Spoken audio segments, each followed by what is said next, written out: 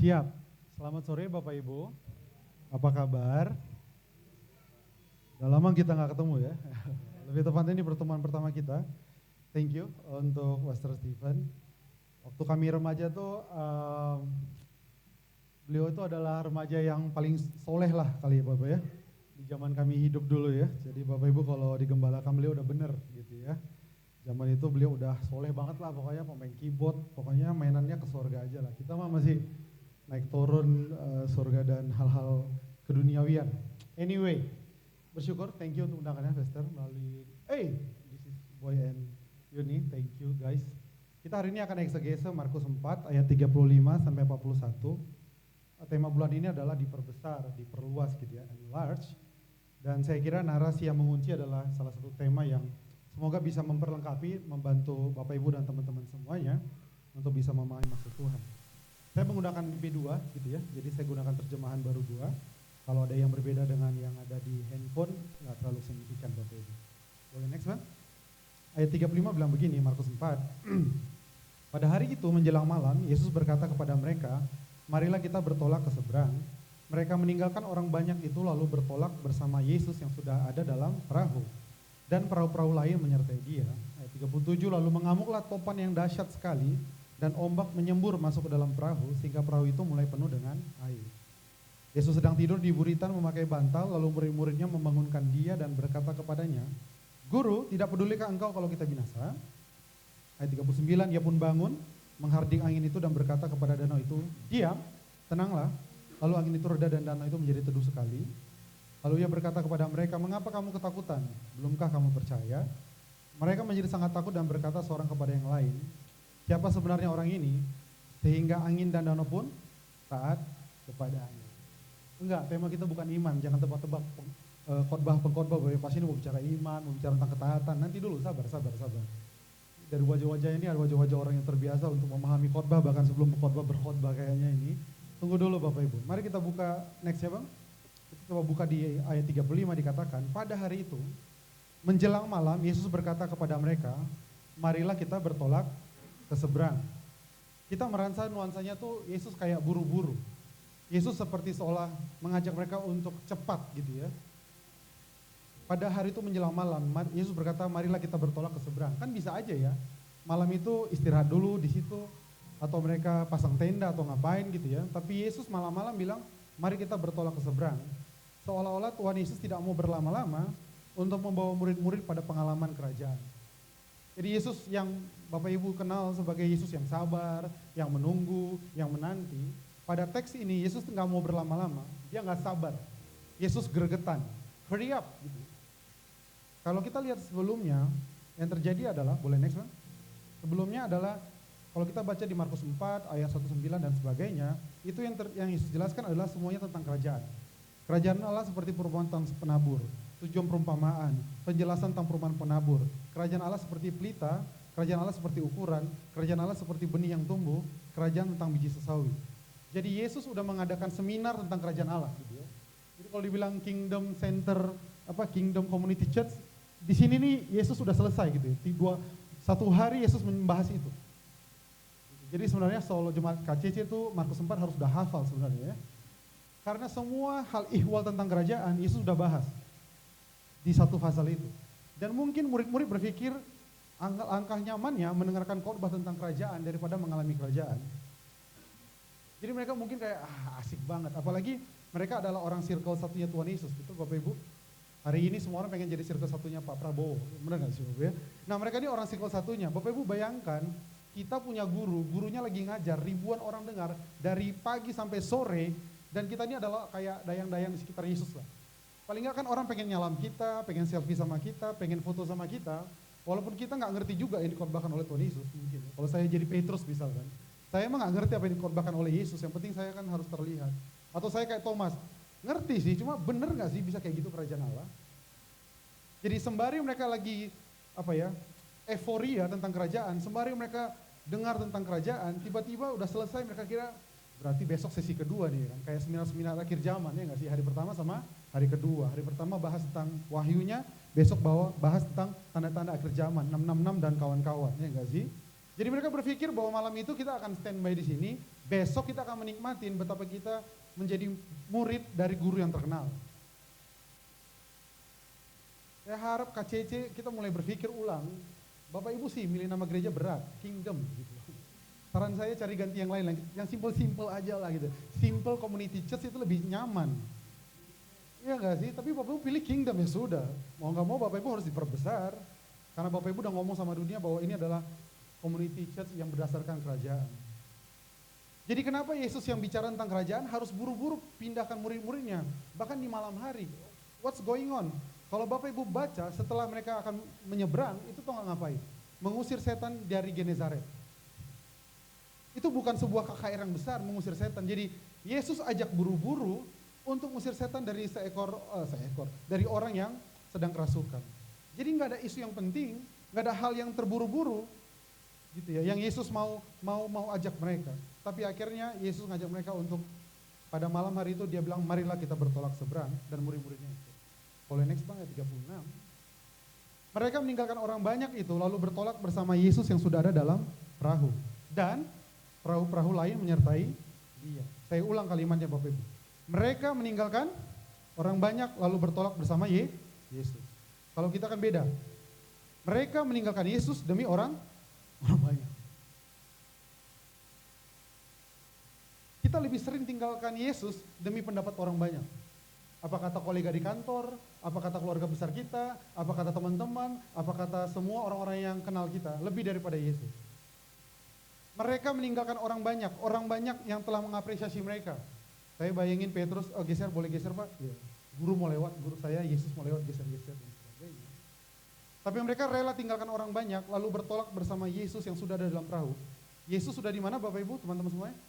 Sudah ada dalam perahu. Itu kan kayak kejadian tadi sebelum ke gereja, ya nggak sih? Sebelum kita ke sini.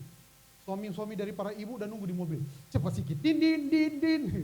Kayak buru-buru banget gitu loh. Udah ku order Grab, cepat sikit, lama kali. Nanti kita terlambat, kena marah Pastor Steven dan sebagainya. Yesus tuh buru-buru banget, duluan. Jadi bayangin Yesus di perahu udah, lama banget sih kalian. Yesus yang kami kenal tuh Yesus yang sabar, Yesus yang menanti, Yesus yang tabah, Yesus yang setia, Yesus yang berkorban. Tapi ayat 36 menunjukkan Yesus ini Yesus yang gak sabar. Dia udah duluan di perahu, murid-murid mungkin masih salam-salam, iya oke, thank you, besok lagi ya, oke, thank you. Yesus duluan di perahu dan tunggu mereka. Yesus ini kenapa gak sabar sekali? Jadi kalau malam hari ini atau sore hari ini saya mengganggu konsep Bapak Ibu tentang Yesus yang sabar, tabah, tunggu Bapak Ibu bertobat dari tahun 2020 sampai sekarang gak bertobat. Sorry, hari ini saya harus rusak gambaran itu. Yesus kadang-kadang gak sabar. Dia bukan Yesus yang tunggu Bapak Ibu. Tapi dia Yesus yang punya agenda untuk mengubahkan kehidupan kita. Ini gereja karismatik gak sih kalau gak ada amin ya Bapak ya? Ini gereja, Bapak Ibu tolonglah, jangan serem sekali. Jadi pengajaran tentang kerajaan Allah disampaikan kepada banyak orang, tapi namun dipahami secara pribadi. Bapak Ibu boleh hadir di KCC bareng-bareng, Bapak Ibu boleh dengarkan khotbah ini bersama-sama, tapi diperbesar tidak diperbesarnya kapasitas Bapak Ibu tergantung Bapak Ibu mau mengalaminya atau enggak. Bapak Ibu mau undang siapa aja ke sini, tapi kalau Bapak Ibu nggak mau pulang dan praktekkan, kita nggak bisa. Gitu. Jadi yang terpenting adalah mari kita bergerak bersama Yesus yang buru-buru itu, mari tinggalkan orang banyak, lalu bertolak bersama dengan Yesus.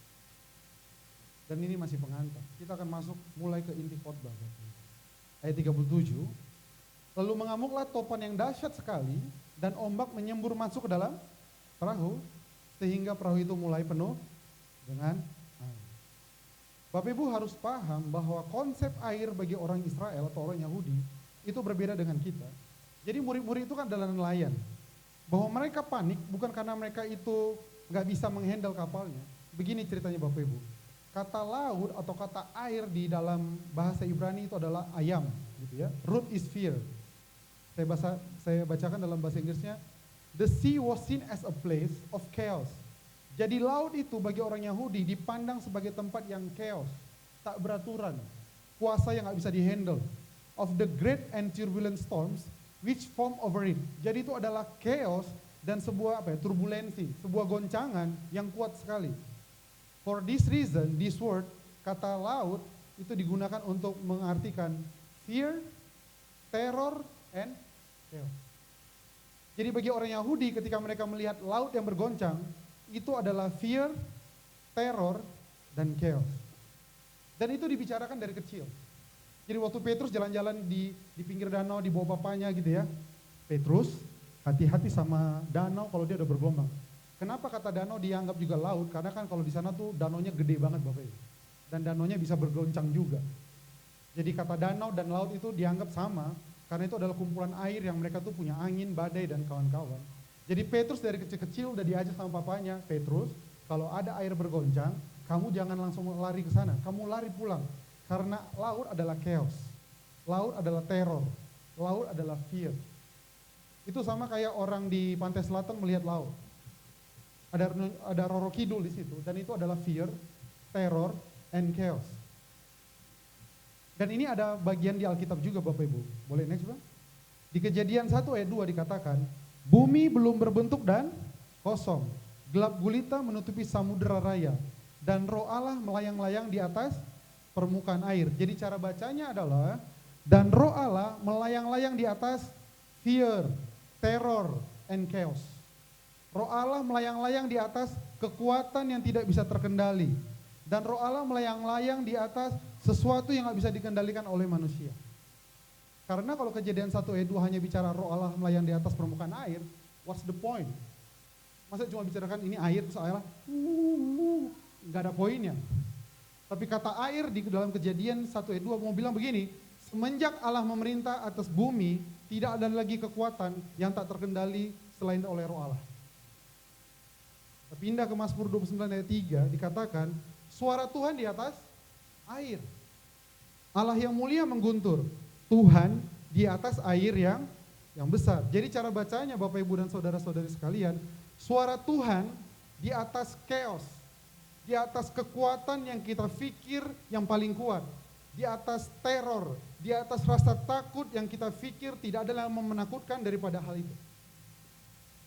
Tuhan di atas teror yang besar, Tuhan di atas chaos yang besar, Tuhan di atas chaos yang besar, Tuhan di atas sesuatu yang tak bisa dipahami manusia, walaupun semenakutkan apapun itu, walaupun dia besar. Wahyu 21 ayat 1, bahkan di akhir dari Alkitab juga bicara tentang air. Lalu kau melihat langit yang baru dan bumi yang baru. Sebab langit yang pertama dan bumi yang pertama telah berlalu. Dan chaos pun tidak ada lagi. Dan teror pun tidak ada lagi. Dan kekuatan yang tidak bisa dikendalikan oleh Allah tidak ada lagi. Jadi begitu cara orang Yahudi membaca tentang laut dan chaos Bapak. Jadi waktu mereka takut, mereka bukan takut masalah topan es topan doang gitu ya. Tapi mereka takut karena dari kecil mereka diinstal, hati-hati sama laut, hati-hati sama ombak, jangan main-main, itu kita nggak paham dan sebagainya. Dan kita harus paham Bapak Ibu bahwa bangsa Israel bukan bangsa maritim. Mereka bukan kayak kita. Apalagi kalau dari Ambon, Papua, kasih laut selesai. Bukan. Jadi ayat ini memang nggak bisa dipahami oleh kita orang timur gitu ya, karena laut aja tempat main-mainan kita dan sebagainya. Tapi bagi bangsa Yahudi yang mereka tidak negara maritim, itu sesuatu hal yang asing Bapak Ibu. Dan inilah yang membuat Yesus mengajak Yesus buru-buru. Boleh sebelumnya aja Bang? Sebelum lagi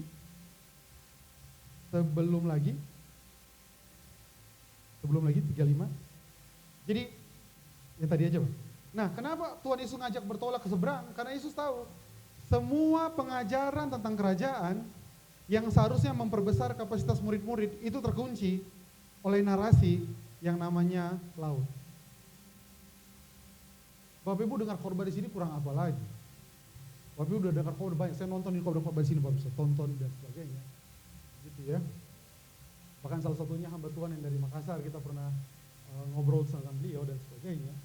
Saya mau bilang untuk Bapak Ibu, kita udah dengar khotbah banyak, tetapi khotbah itu kenapa nggak jadi kenyataan dalam kehidupan kita? Karena ada narasi-narasi yang mengunci.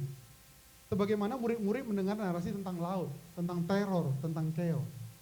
Jadi Yesus tahu, saya udah ajarkan kamu pengajaran kerajaan, but I know, deep in your heart, deep in your mind, ada narasi yang kunci kau punya kemampuan iman, sehingga kamu gak kemana-mana kalau kamu gak mengalami hal ini.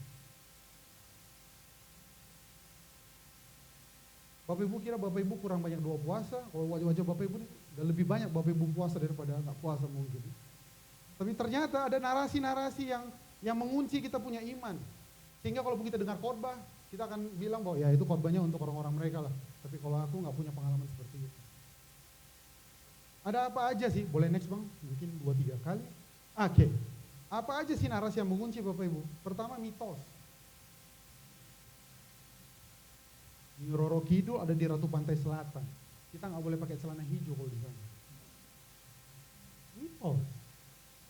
Jadi murid-murid dari kecil diajari mitos tentang laut, tentang chaos, tentang teror. Bapak Ibu coba bayangkan ya, dari kecil mereka menganggap bahwa laut adalah kekuatan terbesar yang tidak ada kekuatan lebih besar daripada laut. Kebayang nggak? Itu kayak itu yang paling mengunci. Ya tetap sih mereka akan menyembah Yahweh, tetap aja mereka akan ikutin tradisi-tradisi Yahudi, tetapi dalam keseharian cerita tentang laut itu lebih menguasai kepala mereka. Mitos mengunci. Kalau sio ular nggak boleh nikah sama sio ayam. Mitos. Bapak Ibu, ciri mitos tuh gini, selalu ada kalimat ini di depan. Percaya nggak ya nggak sih? Kak, disinilah kak. Percaya nggak percaya ya kak? Kemarin aku, sudah. Bilang sama orang ngomong kayak gitu, nggak percaya aku, mundur kau sudah. Iya nggak sih? Sini Le. Le boleh percaya nggak percaya, tapi biar aku cerita dulu Le. Jadi kemarin Le, gini ceritanya. Bilang aja, nggak percaya aku Le, mundur. Karena begitu ada kalimat percaya nggak percaya, putuskan tuh nggak percaya Bapak Ibu. Mitos. Sejarah keluarga. Kalau bapaknya atau opungnya punya masalah, maka cucu dan sebagainya punya masalah. Itu narasi yang mengunci. Makanya Pastor Stephen tantang Bapak Ibu berkali-kali, Bapak Ibu kayak nggak bisa gigit pesan dari beliau. Kenapa? Karena sejarah keluarga saya lebih ngunci saya daripada semua khotbah-khotbah di sini. Sejarah keluarga, kalau keturunan mereka memang dari kampungnya pun, opung kita udah pernah bilang, kalau keturunan mereka nggak jadi apa-apanya itu nanti. Dan kita mulai percaya. Saya pelayanan sering ke timur, Bapak. Saya didik anak timur 3 tahun Bapak Ibu. Papua, Ambon, Maluku, semua lah. Sama NTT, bayangin, saya didik dari NTT, Papua, sama Ambon. Ambon aja udah buat pusing kepala. Tambah Papua, pusing kepala sama sakit perut. Tambah NTT, jadi saya pusing kepala, sakit perut, sama ya gak selera makan lah, gitu Bapak Ibu ya. Saya 3 tahun jadi kepala asrama, jadi pendidik mereka dan sebagainya. Tapi selalu sejarah keluarga adalah sejarah yang menentukan nasib mereka seolah-olah kalau dari timur maka hidupmu gak kemana-mana. Dan saya selalu didik mereka tidak. Hari ini saya punya anak didik dari NTT, mainannya hari-hari adalah saham. Gokil gak sih? Saham. Dan dia udah bantu keluarganya, dia sekarang investasinya ada saham, ada dana reksa, dan beberapa ekor lembu yang dititipnya ke orang tuanya, dan dia perbaiki rumah orang tuanya dan sebagainya. Kenapa? Karena keluarkan orang dari narasi. Gak ada urusan sejarah keluarga kita sama apa yang Tuhan tidak kerjakan di masa depan. Bapak Ibu gak percaya, saya selesaikan khotbah di sini saja kalau begitu. Saya ulang, gak ada urusan sejarah keluarga kita dengan masa depan kita. Gak ada urusan. Gak ada urusan Bapak Ibu. Ketika mama saya meninggal, saya baru tahu kan, ada istilah itu, nasomarama, nasomarina. Papa saya meninggal waktu saya masih kecil, mama saya meninggal waktu saya kuliah. Tapi saya bisa selesaikan master saya dan saya pernah sekolah sebentar ke Amerika. Kenapa? Karena sejarah keluarga itu berbeda sama cerita narasi Tuhan. Gak ada urusannya Bapak Ibu. Saya mau nanya untuk Bapak Ibu. Apakah Yusuf tidak menghormati orang tuanya? Yusuf menghormati. Tapi cara Yusuf menghormati orang tuanya adalah dengan cara mengikuti cerita Tuhan. Bayangin kalau Yusuf sampai seterusnya dia tinggal sama orang tuanya. Lalu ayatnya berkata begini, siapa sih Bapak Yusuf? Yakub. Benar. Itu kan benar orang soleh dari mudanya. Lalu Yakub melihat kelaparan dan semua anaknya nggak ada solusi, matilah mereka semuanya. Gitu aja dong. Jadi cara terbaik seorang anak menghormati orang tua adalah ikutin kehendak Tuhan. Karena ketika Yusuf penuhi kehendak Tuhan, sama-sama bilang sama saya, seluruh keluarga besarnya terpelihara karena satu orang setia sama Tuhan. Amin para orang tua. Tolonglah Bapak Ibu, lepaskanlah anak-anak itu ke dalam kehendak Tuhan. Mereka punya destiny yang ujung-ujungnya kehidupan dan sejarah keluarga Bapak Ibu juga yang akan diselamatkan. Yang ketiga, konstruksi sosial. Berat sekali ini, ya maklum lah ya. Hari ini presiden baru jadi istilah-istilah harus berat-berat. Konstruksi sosial, bahwa manusia itu harus memenuhi 3 hal. Saya adalah apa yang saya punya, posesi. Saya adalah apa yang saya raih, prestasi. Saya adalah apa kata orang tentang saya, reputasi. Sama-sama bilang sama saya Bapak Ibu, posesi, reputasi, prestasi. Kalau kami suku 12 suku yang terhilang ini bilang Hamoraon, Hagabeon, Sangat. Konstruksi sosial. Apakah itu selaras sama firman? Selaras, tapi kalau Bapak Ibu kejar konstruksi sosial, reputasi misalkan, saya adalah apa kata orang tentang saya. Ada presiden yang dulu dipuja-puja, waktu kemarin 3 hari sebelumnya udah gak dipuja-puja lagi. Bapak Ibu mau kejar reputasi. Teman kantor kita kemarin teman terbaik, gue mah senang banget kerja sama lu, gue mah kalau ada tim lagi pengennya sama lu, ya gak sih? Tapi teman yang sama yang bilang, gue gak mau lagi deh kerja sama lu. Bapak Ibu mau kejar apa lagi? Prestasi. Saya adalah apa yang saya raih. Hari ini Bapak Ibu boleh juara, boleh penjualan paling tinggi, boleh paling sukses. Tapi dunia akan terus berputar. Kita ketemu orang-orang yang memiliki post power syndrome. Begitu udah gak kerja kayak drop semuanya. Why? Karena sepanjang hidup kita taruh semua keberhargaan hidup kepada prestasi. Apalagi prestasi, reputasi, posesi. Saya adalah apa yang saya punya. Kemarin kita kemarin nih Agia udah senang banget, betul nggak? Tiba-tiba sekarang udah ada film mobil listrik ini. Apa aku tempel Agia kuning sama listrik ya dan sebagainya. Bapak Ibu, konstruksi sosial itu mengunci kita untuk nggak bisa diperbesar kapasitasnya. Contoh Musa, kemarin dia adalah anak Firaun, anak bos besar. Besok buronan. Bayangin kalau Musa hidup oleh karena konstruksi sosial. Mungkin dia kayak, ngapain juga aku ya, bela-bela bangsa Israel. Itu nggak boleh. Tiba-tiba jalan, adalah lagi semak duri, terbakar cuma nggak terbakar. Cuman aja ini, ya nggak sih? Yang udah gila nyaku dan sebagainya. Bapak bisa bayangkan jadi dia. Kemarin dia anak dari presiden Bapak Ibu, dia anak dari orang besar. Hari ini dia dikejar-kejar. Drastis hidupnya Bapak Ibu. Ada orang namanya Ayub, kemarin dia orang paling tajir. Kalau Bapak Ibu baca kitab Ayub dikatakan dia orang paling kaya jadi daerah kekayaannya itu besar sekali Bapak Ibu.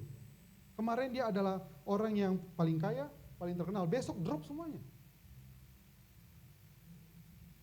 Istrinya bilang, kutuk aja Tuhanmu itu. Terus dia bilang, udah gilanya kau, dan sebagainya. Jadi dia gak hidup oleh konstruksi sosial.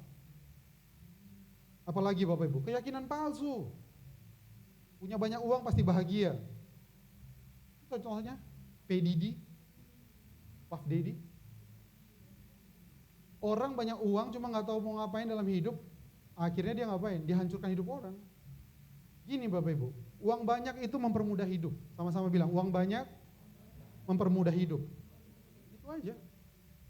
Kalau uang banyak kita mau ibadah di sini, mau ibadah di mana kita bisa, ya nggak sih? Mempermudah aja, cuma itu nggak kebahagiaan. Karena kebahagiaan adalah berbahagialah mereka yang lembut hatinya, berbahagialah mereka berduka cita, berbahagialah mereka yang karena aku mereka harus mengalami penderitaan, itu yang berbahagia. Ya nggak terima Bapak Ibu, sudah saya ulang. Karena kita sudah terlalu lama dalam narasi, banyak uang bahagia, apalagi kita orang Jakarta. Untuk apa siang malam pagi petang kerja kalau nggak untuk uang? Supaya apa? Bisa bahagia. Tanya aja tuh orang yang punya banyak uang. Ketika udah nggak bisa bahagia dengan apapun, mulai iseng. Gimana kalau bahagianya caranya ngancurin hidup orang? Gimana kalau cara bahagianya adalah memanfaatkan hidup orang? Bahkan memanfaatkan tubuh orang. Saya mau ulang, uang itu tugasnya membuat hidup kita lebih mudah, mampu memberkati, pelayanan lebih gampang, hidup jadi gampang. Ya nggak sih Bapak Ibu BPJS antri 234 nomornya, ada uang langsung aja nomor 1, udah gitu aja. Tapi kalau memang hari ini kita BPJS, sudah bahagia bukan karena BPJS nggak BPJS, bahagia karena kita orang mengenal Tuhan dalam kehidupan ini. Masa sedikit kali hidup karena BPJS, aku mau Tuhan memperlebar aku kiri dan kanan 1.000 rebah, 10.000 rebah, tapi kenapa aku di sini RSCM di sini harus ngantri sampai nomor 244? Mananya Tuhan? Katanya berkat kerajaan. Gini Bapak Ibu ya. Kerajaan nggak membuat Bapak Ibu jadi bangsawan. Bedakan kerajaan sama bangsawan. Saya ulang. Bedakan kerajaan sama bangsawan. Kepedean Bapak Ibu kalau berpikir jadi Kingdom Community Church adalah bangsawan. Enggak, kita biasa aja. Cuma iman dan mental dan kita punya raja adalah raja dan segala raja. Itu aja membedakan. Orang yang nggak punya raja, dia ngantri sambil ngomel-ngomel. Gimana sih? Orang yang punya raja sambil ngantri dia baca firman, dia berdoa. Udah itu aja bedanya.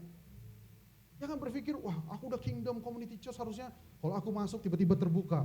Kalau aku datangi dokter tiba-tiba semua nomor antrian hilang, cuma aku nomor pertama. Wake up. Banyak kali orang berpikir kalau kerajaan itu kayak cari parkir, aku berdoa tiba-tiba hilang mobil itu, masuk parkirku. Betul-betul kerajaan aku kan. Enggak, tetap kita parkir harus putar-putar 20 kali, tetap kita harus ngantri, anak kita kadang-kadang dipukul teman dari sekolah, tetap sama. Bedanya adalah kita menghadapi semua itu dengan bersama dengan Sang Raja yang Maha Besar. Apa, mau bilang apa? Aku berdoa target klienku dapat Tonish. Oh dalam nama Yesus bahasa roh. Oh Tuhan ini nama klienku siram minyak, siram terus. Kita enggak bangsawan, kita bedanya cuma satu, kita punya raja di atas segala raja, that's it. Pulang dari sini emang kita kalau naik busway, emang kita akan spesial kayak, warga kerajaan boleh geser semuanya? Enggak, tetap ngantri, pegel-pegel, tetap. Bedanya apa? I'm living with my Lord, I'm living with the King of the Kings. Rumah kita masih sama, yang kalau mau masuk juga abang Grab bilang, Kak boleh ke depan aja Kak, sempit kali nih, motor pun gak masuk. Tetap rumah kita yang itu. Bedanya apa? Oke bang, tunggu bang. Waktu kita jalan ke abang Grab yang nunggu kita di depan gang, ada gang lagi dan ada gang lagi. Kita berjalan bersama dengan Sang Raja, that's the difference. Jadi hancurkan niat untuk menjadi orang paling kaya di Jakarta ini dan berharap itu bahagia. Tapi kembangkanlah seluruh potensi, keuangan, finansial, apapun yang Tuhan percayakan. Berlipat gandalah saya berdoa dalam nama Yesus bagi jemaat di sini. Tapi bukan untuk membuat bahagia. Untuk buat hidup jadi gampang aja. Kalau ada uang enak, mau pilih mana nak sekolah? IPK atau mau mana BPK Gunung mau PK? Bisa aja. Tapi kalau nggak ada duit ya sudahlah nak, zonasi. Udah zonasi nggak tahu mau apa. Zonasi nggak sekolah kau. Kukirim kau ke kampung. Sekolah kau sama opung di sana. Itu aja kan? Itu aja. Tapi kita kejar, kita berpikir bahwa nanti kalau punya ini. Bapak Ibu sudah lihat waktu kita kecil, kita berharap kita kayak kakak-kakak kita SMA. Celana panjang, pakai rok keren, ya, motor, boom. Begitu kita di SMA, biasa aja nya. Kita pengen kayak kakak-kakak yang kuliah atau yang kerja. Bebas hidupnya gitu, kayak abang kita bisa pulang jam 10. Mak, ini mak uang ya mak ya, besok aku pergi 2 hari yang gak pulang. Tadi marahin kalau udah kerja ya, iya gak sih? Waktu kita udah kerja, tau gini aku balik SMA aja, betul gak Bapak Ibu? Terus kita berpikir, kayaknya kalau nikah aku happy nih, nanti kalau nikah. Semua yang nikah katakan, ya gak gitu juga sih, ya gak sih? Dan seterusnya, sampai akhirnya kita udah mulai tua, nanti deh aku senangnya kalau aku masuk surga.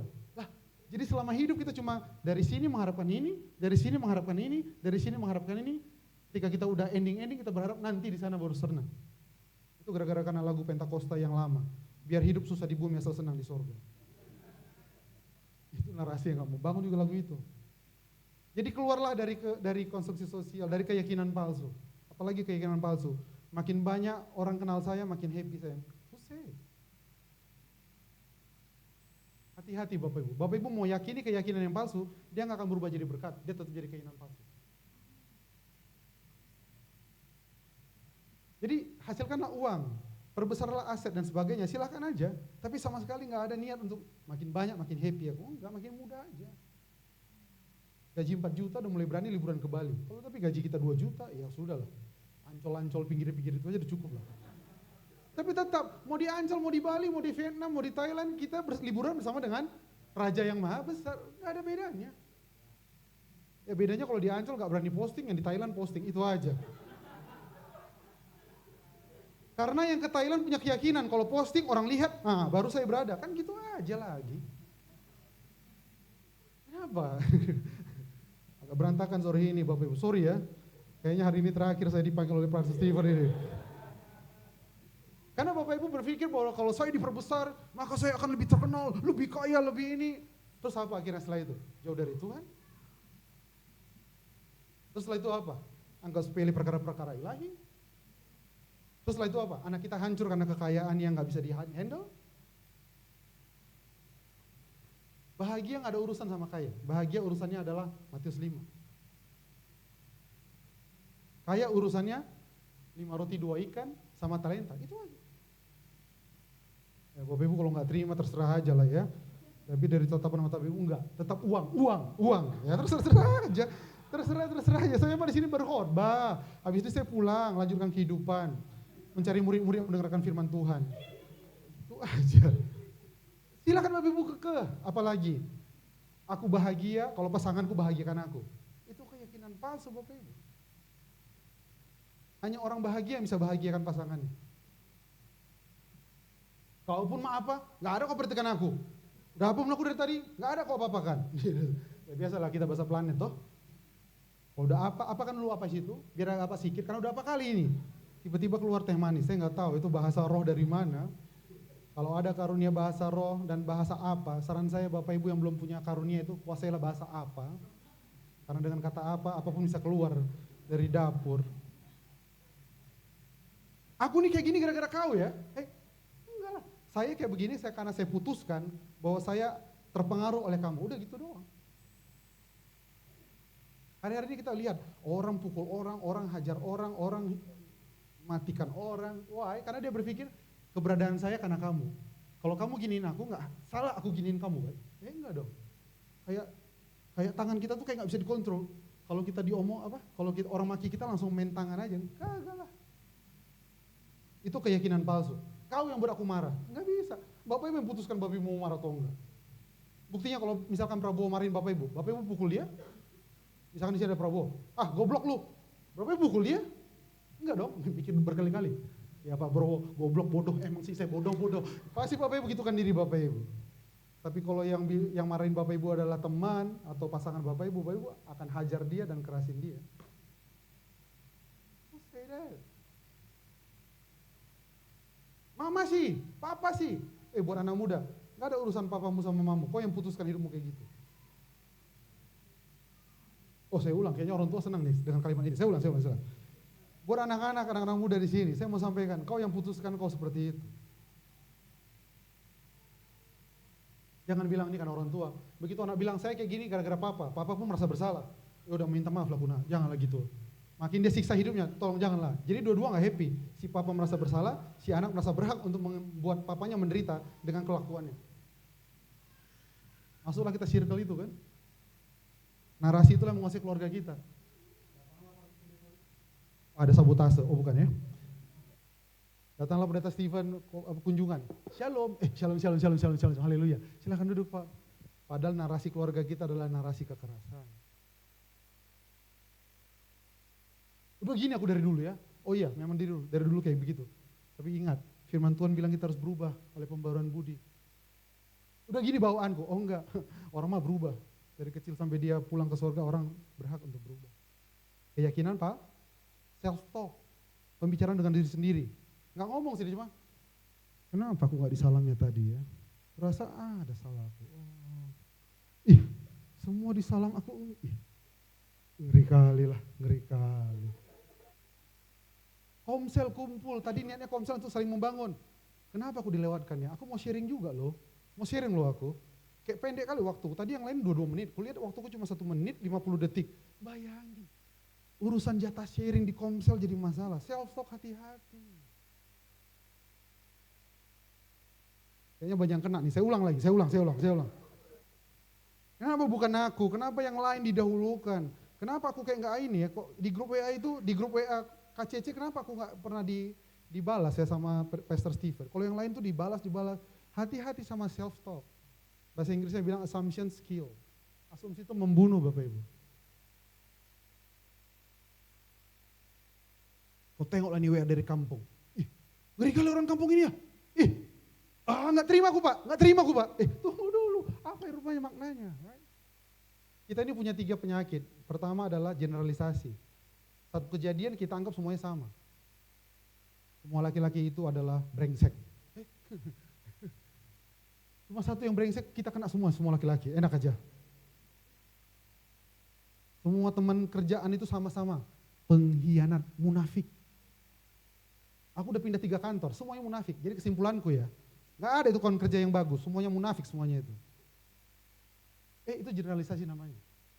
Yang kedua namanya adalah distorsi, menghubungkan dua hal tak terhubung. Dia diam, tidak menyapa aku, berarti dia benci aku. Kenapa dihubung-hubungkan? Kalau kita lihat ya silsilah ya, dari opung kita, itu mati. Kalau dia ini, nah ini pun mati. Jadi kemungkinan gak lama lagi Bapak lah sebenarnya. Kenapa menghubung-hubungkan dua hal yang gak terhubung?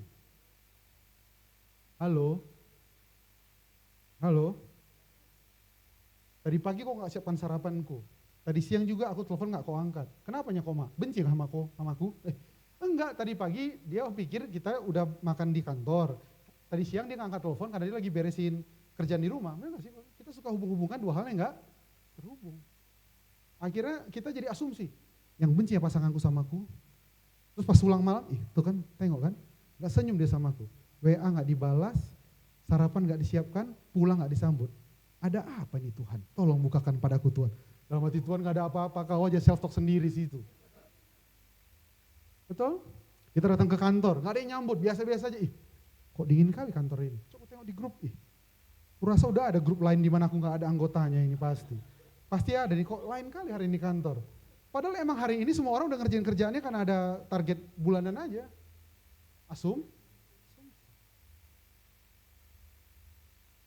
Udah tahu aku Le, dari cara lain ngomong, udah paham aku Le. Ngosong Le bicara, udah tahu aku Le. Iya, asumsi. Kalau memang kita sejago itu, mari kita kalahkan diri Corbusier dan jadilah kita master of mind, gitu aja. Saya ungkapkan siapa Bapak Ibu pada sore hari ini. Saya ungkapkan hari-hari Bapak Ibu kayak apa. Saya bongkar sore hari ini. Suka berasumsi. Jadi supaya memastikan gimana Yordan? Tanya. Ma, tadi pagi aku siapkan sarapanku, kenapa? Aduh, sorry Pak, lupa. Oh ya udah selesai. Tapi kalau disimpan-simpan, enggak sih? Halo? Jangan berasumsi sama ketua Komsel, jangan berasumsi. Tanya sama dia, Pak ketua Komsel, kenapa aku gak pernah dikunjungi? Aku tengok postingan di grup, dikunjungi semua orang. Aku belum, kenapa? Gak tahu aku alamatmu. Oh, gak tahu alamatnya. Kita udah berasumsi, kita dibenci, kita ditinggalkan, kita gak dianggap. Jadi yang buat susah hidup kita siapa? Kita bilang, setan dalam nama Yesus, keluar dari kehidupanku. Aku jangan dijadikan susah dan sebagainya. Setan bilang, sorry bro, gue gak apa-ngapain. Sorry. Sejarah, kau aja percaya mitos, percaya sejarah keluarga, percaya sama masyarakat, keyakinan palsu, self-talkmu, itu aja buat kau jadi error. Sorry bro. Makanya kita susah diperbesar. Dipanggil pun Bapak Ibu, Nabi-Nabi, siapapun datang dari Amerika, dari Afrika, Nigeria kan lebih keren kan. Gitu-gitu kan. Mau tumpang tangan ke Bapak Ibu, tapi kalau Bapak Ibu narasinya gak lepas, kita gak kemana-mana. Makanya Yesus ajak murid-muridnya buru-buru cepat keluar. Karena semua khotbah kerajaan gak akan jadi apa-apa kalau engkau masih percaya mitos tentang laut. Ada lagi tentang Injil yang lain, nantilah kapan-kapan kita akan bahas ini. Kapan-kapan, udah pasti gak ada lah ya. Mungkin habis ini jemaat langsung bilang, jangan lagi undang itu Pastor Stephen. Lalu merusak dia. Udah nyaman hidupku, udah bisa aku marah-marah di rumah, sekarang gak boleh lagi. Dulu aku punya narasi di rumah. Udah gini Bapak, mau apa kalian? Terimalah aku sebagai Bapakmu. Ngomong gitulah sama Yesus. Udah gini aku Tuhan, mau apa? Iya, mau kuubah kau kata Yesus. Selesai kita. Kita lanjut Bang. Yesus sedang tidur di buritan memakai bantal, lalu murid-muridnya membangunkan dia dan berkata kepadanya, Guru, tidak pedulikah engkau kalau kita? Bayangin, mereka pakai kata kita bersama dengan Yesus. Jadi, Guru, tidak pedulikah engkau kalau kita? Berarti apa? Yesus dan mereka. Murid-murid melihat Yesus sebagai pribadi yang rentan, seperti mereka yang rentan. Repotnya Bapak Ibu kalau hidup dalam narasi-narasi yang tadi saya sebutkan adalah, Bapak Ibu berpikir Yesus gak bisa buat apa-apa, sama seperti kita gak bisa buat apa-apa dalam hidup.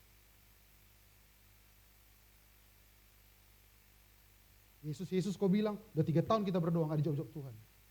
Kita mulai lihat Yesus, sama seperti kita lihat diri kita.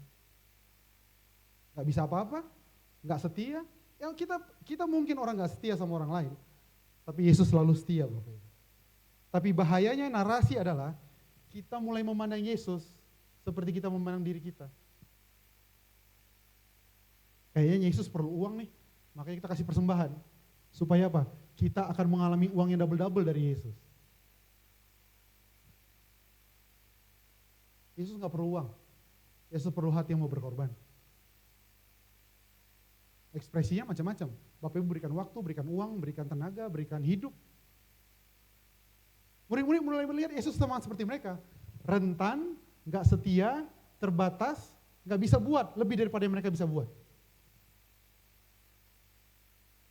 Bukankah hal tersebut yang menjadi pola-pola doa di rumah kita? Tuhan kami berdoa, di sini udah muncul. Tapi berat kali lah ya, gak mungkin. Tuhan, gitulah ya Tuhan ya, ngerti ya Tuhan kan? Jadi tolong kali lah Tuhan, udah berat kali ini, aduh ampunlah Tuhan, amin. Kenapa? Karena di sini kayak bisanya Tuhan itu, mampunya dia itu, udah 5 tahun loh, udah 7 tahun loh diupayakan, udah semua kami lakukan, mampunya Tuhan. Tapi Tuhan gak izinkan hal itu terjadi. Musik udah maju berarti tandanya saya harus selesai. Oke Bapak Ibu, 39, cepat kita Bang. Ia pun bangun menghardik angin itu dan berkata kepada danau itu, apa? Diam, tenanglah. Lalu angin itu reda dan danau itu menjadi teduh sekali. Bapak Ibu boleh perhatikan, kenapa Tuhan harus pakai 2 kata, diam dan tenanglah. Kan 1 katanya cukup. Diamlah, selesai kok. Kalau Yesus mah gak usah pakai ngomong juga, udah selesai semua. Bapak Ibu perhatikan kalimat yang warna kuning, boleh baca sama-sama, 1, 2, 3. Allah yang menolong dalam kata diam itu untuk menunjukkan bahwa Allah menolong kita dalam masalah kita. Kata tenanglah untuk yang nomor 2, 1, 2, 3. Allah yang menemani dampak dari, jadi Allah kita bukan cuma Allah yang menenangkan badai Bapak Ibu, tapi dia juga Allah yang menemani dampak dari badai yang pernah kita alami. 3 tahun lalu kita pernah ditipu teman bisnis kita, sampai hari ini kita masih nyicil utang gara-gara kena tipu. Dia bukan cuma Allah yang diam pada masa itu, tapi dia Allah yang bilang tenanglah, I will be with you until semua kerjaan ini selesai. 5 tahun yang lalu kita buat keputusan bodoh, sampai hari ini kita, keluarga kita, anak semuanya terdampak dari keputusan bodoh kita. Tapi Tuhan bukan cuma Tuhan yang selesaikan masalah, Dia Tuhan yang akan mendampingi kita untuk bertanggung jawab dengan kebodohan kita pada 5 tahun yang lalu. Bapak Ibu kayak gak bersuka cita. Atau Bapak Ibu pilih Tuhan yang cuma Tuhan selesaikan masalah, terus sisanya urus sendiri ya. Dia Tuhan yang cuma selesaikan masalah, bukan cuma selesaikan. Kebodohan kita, kegagalan kita, kefatalan kita, kenaifan kita, kebingungan kita, keserakahan kita yang dulu buat kita hancur hari ini, Dia Tuhan yang akan juga menemani kita. Itu arti kata diam dan tenanglah. Ayat 40 bilang begini, lalu Ia berkata kepada mereka, mengapa kamu ketakutan? Belumkah kamu percaya? Boleh bantu saya Bapak Ibu baca kalimat ini di bawah? 1, 2, 3.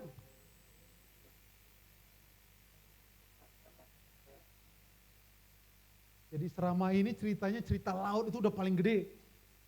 Tiba-tiba ada pribadi yang diam, tenanglah. Mereka kagok. Dari kecil, dari zaman opungku, dari zaman bapakku dikasih tahu, ini ceritanya. Dan itu gak bisa kelawan. Tiba-tiba ada sebuah cerita besar dari Kristus yang mengubahkan kehidupan kita. Yang bisa buat kita kayak, wow, bisa dong aku sembuh ternyata.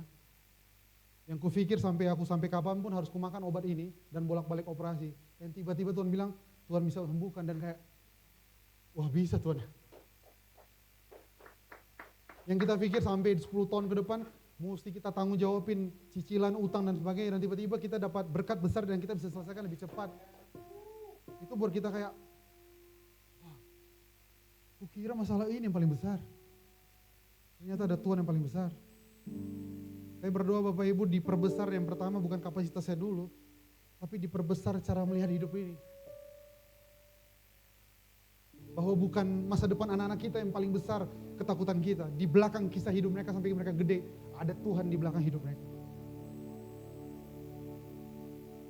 Ayat 41, mereka menjadi sangat takut. Dan berkata kepada yang lain, siapa orang ini? Sehingga angin dan danau pun taat kepadanya. Dari tadi mereka fokus kepada situasi dan narasi tentang chaos, teror, dan takut. Karena mereka datang kepada pribadi Kristus. Kenapa dunia hantam kita pakai narasi Bapak Ibu? Karena begitu narasi kuasain kita punya pikiran, arah hidup kita pasti menjauh daripada pribadi Yesus.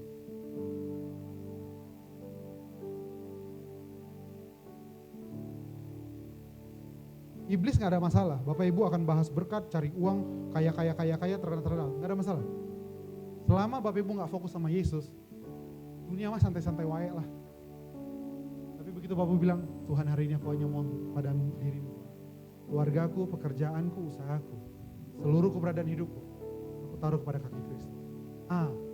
Di saat Bapak Ibu bicara seperti itu, di saat itulah dunia mulai was-was dengan kehidupan Bapak Ibu. Amin Bapak Ibu. Cukup jelas khotbahnya, semoga ya. Kalau nggak jelas nanti akan dikhotbahkan ulang oleh Pastor Steven. Mari kita berhadapan dengan Tuhan, kita bertemu dengan Tuhan. Kami bersyukur untuk